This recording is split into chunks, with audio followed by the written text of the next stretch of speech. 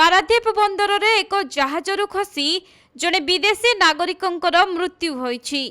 मिलिथिबा सूचना अनुसार कोयला बोझे करबाकू आसी आंकरेज रे अपेक्षा करिथिबा माल्टा फ्लागर जहाज एमवी जुकाडर जड़े ओएस म्यान को मृत्यु होईछि। तेबे गतकाली अपराह्न रे एही जहाजर क्रेन रे जड़े फिलिपाइन्स रो नाविक सफेई करुथबा बेले हठात तळकू खसी पड़िथिले। आउ तांकू आंकरेज रु उद्धार करी पारादीप बंदर चिकित्सालय रे भर्ती करा जायथिला, किंतु सेठारे डाक्टर तांकू मृत घोषणा करिथिबा जणा पड़िछि।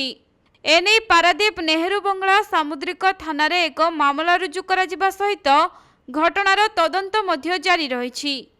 सेपटे फिलिपाइन्स दूतावास सहित जोगाजोग करा जाई मृत शरीर पठा जिबा पई व्यवस्था करा जायथिबा जणा पड़िछि।